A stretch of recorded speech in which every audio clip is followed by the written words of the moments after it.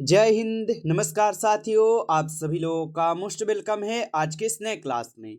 साथियों, आज के इस क्लास में हम सभी लोग जो है पढ़ने वाले हैं एसएससी जीडी एग्जाम 2026 के लिए मोस्ट इम्पोर्टेंट प्रीवियस ईयर के क्वेश्चन को, जो कि साथियों आपके एसएससी जीडी एग्जाम 2026 के लिए काफ़ी इम्पोर्टेंट है।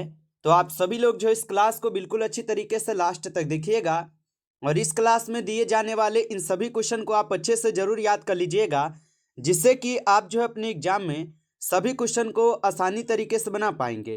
तो चलिए साथियों, क्लास को स्टार्ट करते हैं। उनसे पहले यदि आप इस चैनल पर पहली बार जुड़ रहे हैं तो साथियों आप जो इस चैनल को सब्सक्राइब कर लीजिए और सब्सक्राइब करके आप ऑल नोटिफिकेशन को भी ऑल पे दबा लीजिएगा, जिससे कि जब भी कोई नई क्लास हो सबसे पहले क्लास का नोटिफिकेशन आपके पास जो है पहुंच सके।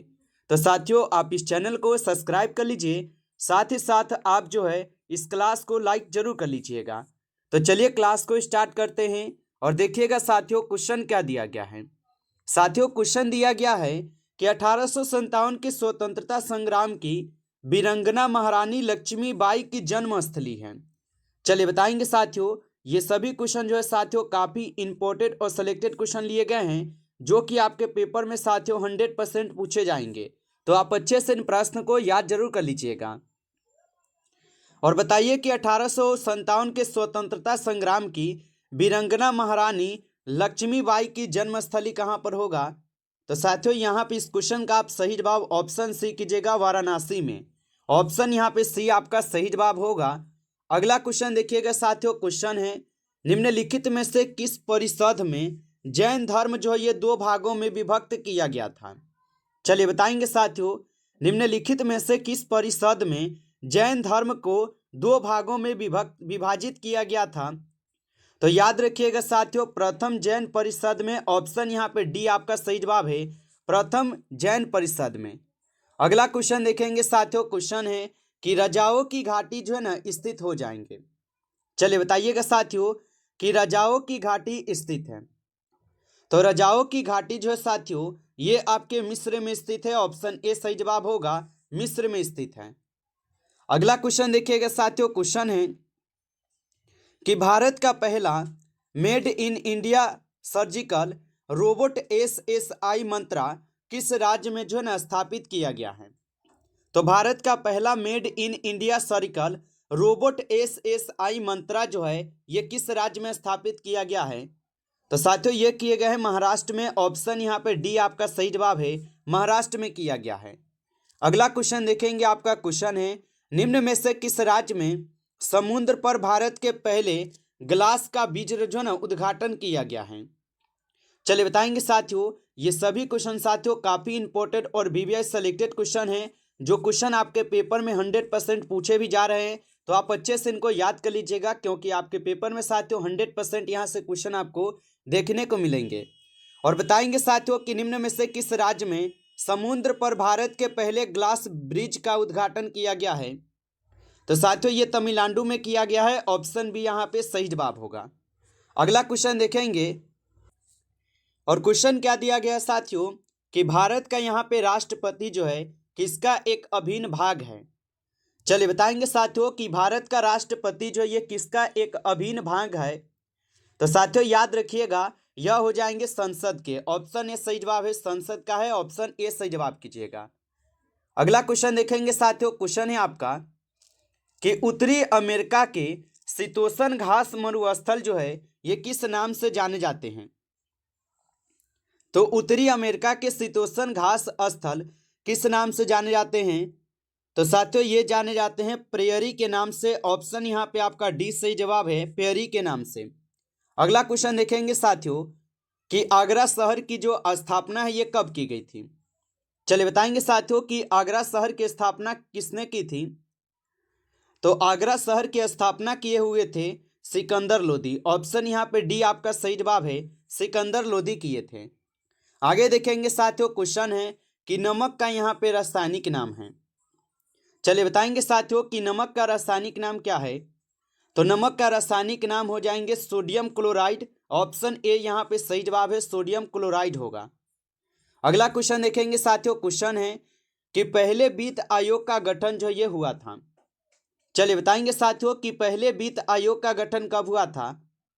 तो पहले वित्त आयोग का जो गठन है साथियों, यह होते हैं आपके 1951 में। ऑप्शन यहाँ पे आप लोग का 20 सही जवाब है, 1951 में होता है। अगला क्वेश्चन देखेंगे साथियों। क्वेश्चन है कि पंडित शिव कुमार शर्मा किसके प्रतिपादक हैं। चलिए बताएंगे साथियों कि पंडित शिव कुमार शर्मा किसके प्रतिपादक होगा। तो पंडित शिव कुमार शर्मा जो है साथियों, ये हो जाएंगे संतूर के प्रतिपादक। ऑप्शन यहाँ पे 20 सही जवाब है, संतूर के होगा। आगे देखेंगे साथियों। क्वेश्चन है निम्नलिखित में से किस क्षेत्र के लिए प्रति वर्ष जो है मूर्ति देवी पुरस्कार दिया जाता है। तो निम्नलिखित में से किस क्षेत्र के लिए प्रति वर्ष मूर्ति देवी पुरस्कार दिया जाता है। तो साथियों ये दिए जाते हैं साहित्य के क्षेत्र में। ऑप्शन ए सही जवाब है, साहित्य के क्षेत्र में। अगला क्वेश्चन देखिएगा। आपका क्वेश्चन है कि नोबेल पुरस्कार प्रति वर्ष जो है ये बांटे जाते हैं। चलिए बताएंगे साथियों कि नोबेल पुरस्कार जो है ये प्रति वर्ष बांटा जाते हैं। तो साथियों नोबेल पुरस्कार जो है ये प्रति वर्ष स्कॉट होम में बांटे जाते हैं। ऑप्शन यहाँ पे 20 सही जवाब है, स्कॉट होम में। आगे देखिएगा साथियों। क्वेश्चन है आपका, और क्वेश्चन है कि निम्नलिखित में से कौन पुरातात्विक मोहनजोदड़ो के उत्खनन से संबंधित है। चलिए साथियों आंसर लगाइए। और साथियों आप लाइक नहीं किए इस क्लास को, तो आपसे छोटा सा रिक्वेस्ट है कि साथियों आप इस क्लास को एक बार ज़्यादा से ज़्यादा आप लाइक जरूर कर लीजिएगा। और नए जुड़े हैं चैनल पे तो साथियों आप इस चैनल को सब्सक्राइब करके आप ऑल नोटिफिकेशन को ऑल पे दबा लीजिएगा, जिससे कि जब भी कोई नई क्लास हो सबसे पहले क्लास का नोटिफिकेशन आपके पास जो है पहुँच सके। तो आप इस चैनल को सब्सक्राइब जरूर कर लीजिएगा। और बताएंगे साथियों कि निम्नलिखित में से कौन पुरातात्विक मोहनजोदड़ो के उत्खनन से संबंधित है। तो साथियों यहाँ पे हो जाएंगे आर.डी. बनर्जी। ऑप्शन ए सही जवाब है, आर.डी. बनर्जी होगा, याद रखेंगे। अगला क्वेश्चन यहाँ पे आपका आता है कि 1984 पुस्तक के लेखक कौन हैं। चलिए बताएंगे साथियों कि 1984 पुस्तक के लेखक कौन होगा। तो 1984 पुस्तक के लेखक हो जाएंगे जॉर्ज ऑरवेल। ऑप्शन यहाँ पे आप लोग का सी सही जवाब है, जॉर्ज ऑरवेल होगा। अगला क्वेश्चन देखेंगे साथियों। क्वेश्चन है कि रामबन सुलाई शहद किस राज्य या केंद्र शासित प्रदेश से संबंधित है जिसे हाल ही में जीआई टैग जो है दिया गया है। तो साथियों ये हो जाएंगे जम्मू कश्मीर। ऑप्शन यहाँ पे 20 सही जवाब होगा, जम्मू कश्मीर, आप याद रखेंगे। अगला क्वेश्चन देखेंगे साथियों। क्वेश्चन है कि पंडित जवाहरलाल नेहरू बंदरगाह कहाँ पर स्थित है। चलिए बताएंगे साथियों कि पंडित जवाहरलाल नेहरू बंदरगाह जो ये कहाँ पर स्थित है। तो ये स्थित हो जाएंगे साथियों मुंबई में। ऑप्शन यहाँ पे आपका सी सही जवाब है, मुंबई में है, याद रखिएगा। अगला क्वेश्चन यहाँ पे आता है साथियों कि लक्षद्वीप में कितने द्वीप समूह हैं। चलिए बताइए साथियों कि लक्षद्वीप में कितने द्वीप समूह हैं। तो याद रखिएगा साथियों लक्षद्वीप में कुल 36 द्वीप समूह है। ऑप्शन सी सही जवाब है, 36 होगा। अगला क्वेश्चन देखेंगे, और क्वेश्चन क्या दिया गया साथियों कि जैन तीर्थंकरों की यहाँ पे जीवनियाँ मिलती है। चलिए बताएंगे साथियों कि जैन तीर्थंकरों की जीवनियाँ कहाँ पे मिलती है। तो जैन तीर्थंकरों की जो जीवनी है साथियों ये भगवती सूत्र में मिलती है। ऑप्शन ए सही जवाब है, भगवती सूत्र। अगला क्वेश्चन देखिएगा साथियों। क्वेश्चन है कि गोलकुंडा किला जो ये स्थित है। चलिए बताएंगे साथियों कि गोलकुंडा किला जो ये स्थित हो जाएंगे। तो गोलकुंडा किला जो साथियों ये हैदराबाद में स्थित है। ऑप्शन सी आपका सही जवाब है, हैदराबाद में। आगे देखेंगे साथियों। क्वेश्चन है आपका कि हवा महल जो है साथियों ये स्थित है। चलिए बताएंगे साथियों कि हवा महल जो ये स्थित हो जाएंगे। तो हवा महल स्थित है जयपुर में। यहां पे ऑप्शन बी आपका सही जवाब होगा। अगला क्वेश्चन देखेंगे कि प्रधानमंत्री नरेंद्र मोदी ने किस राज्य में भारत की पहली कैन बेतवा नदी जोड़ो परियोजना की यहाँ पे आधारशिला रखी है। तो साथियों ये रखे हुए हैं मध्य प्रदेश में। ऑप्शन बी यहाँ पे आपका सही जवाब होगा, मध्य प्रदेश में रखे हैं। अगला क्वेश्चन है साथियों, और क्वेश्चन है कि जेरूसलम किनका जो है लोगों का तीर्थ स्थल है।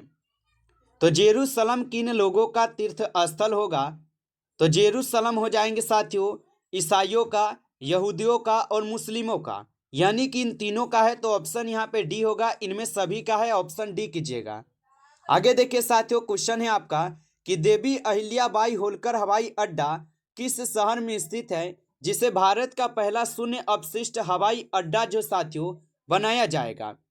बताइए साथियों कि देवी अहिल्याबाई होलकर हवाई अड्डा किस शहर में स्थित है, जिसे भारत का पहला शून्य अवशिष्ट हवाई अड्डा बनाया जाएगा। तो साथियों ये हो जाएंगे इंदौर में। ऑप्शन ए करेंगे, सही जवाब इंदौर में होगा। आगे देखिएगा साथियों, प्रश्न है आपका कि एशियाटिक सोसाइटी ऑफ बंगाल के संस्थापक कौन थे। तो एशियाटिक सोसाइटी ऑफ बंगाल के संस्थापक कौन थे। तो साथियों याद रखेंगे आप सभी लोग, सर विलियम जोन्स हो जाएंगे। ऑप्शन सी सही जवाब है, सर विलियम जोन्स होगा। आगे देखिएगा साथियों, प्रश्न है आपका कि भारत में तीसरी पंचवर्षीय योजना जो ये कब शुरू हुई थी। चलिए बताइएगा साथियों कि भारत में तीसरी पंचवर्षीय योजना कब शुरू हुई थी। तो भारत में तीसरी पंचवर्षीय योजना होता है 1961 में शुरू। ऑप्शन ए सही जवाब है, 1961 में हुआ था। अगला प्रश्न है साथियों कि विश्व कैंसर दिवस जो है ये कब मनाया जाता है। चलिए बताएंगे साथियों कि विश्व कैंसर दिवस कब मनाया जाता है। तो विश्व कैंसर दिवस मनाया जाता है 4 फरवरी को। ऑप्शन ए सही जवाब है, 4 फरवरी को मनाई जाती है। अगला क्वेश्चन है साथियों, निम्न में से किस राज्य की विधानसभा ने भारत में पहली बार राष्ट्रीय ई विधान एप्लीकेशन को यहां पे स्वीकार किया है। तो निम्न में से किस राज्य की विधानसभा ने भारत में पहली बार राष्ट्रीय विधान एप्लीकेशन को स्वीकार किया है। तो साथियों हिमाचल प्रदेश लगाइएगा। ऑप्शन सी होगा सही जवाब, हिमाचल प्रदेश। अगला प्रश्न आता है कि सांची का स्तूप जो है ये कितने रुपए के नोट पर जो ना छपा है। चलिए बताएंगे साथियों कि सांची का जो स्तूप है ये कितने रुपए के नोटों पर छपा हुआ है। तो साथियों आप बताएंगे 200 के नोट पर। ऑप्शन सी सही जवाब है, 200 के नोट पर।